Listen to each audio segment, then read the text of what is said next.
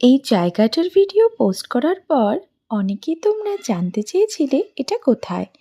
পাহাড়ের কোলে, ঠিক যেন বিদেশের কোনো এক গ্রাম, তাই তো?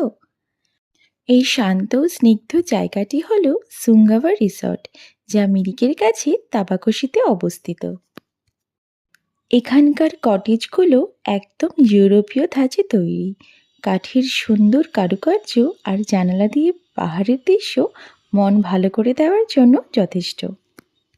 এই রিসর্টটির শান্ত নিরিবিলি পরিবেশ উপভোগ করার পাশাপাশি তোমরা এই কটেজের আশেপাশে আরও কিছু চমৎকার জায়গা ঘুরে দেখতে পারবে, যেমন তাবাকশি পার্ক, গোপালধারা চা বাগান, রংবং নদী এবং শিব মন্দির। কি ভাবছেন কি করে আসবেন? তাবাকশিতে আসার জন্য অবশ্যই আপনারা মিরিক হয়ে চলে আসুন গোপালধারা, আর গোপালধারা চা বাগানের কাছে স্লিমোর রোড দিয়ে আপনাদের তাবাকশিতে নামতে হবে। এবার আসি সবচেয়ে জরুরি কথায়, খরচ।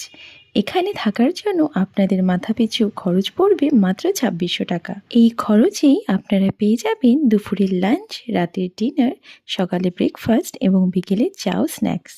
এছাড়া এখানে বারবিকিউ এবং বনফায়ারেরও ব্যবস্থা রয়েছে। দার্জিলিংয়ের ভিড় এড়িয়ে যদি নিরিবিলি প্রকৃতির মাঝে কয়েকটা দিন কাটাতে চান, তবে তাবাকশির এই সুঙ্গাওয়া রিসর্ট আপনার জন্য সেরা ঠিকানা হতে পারে।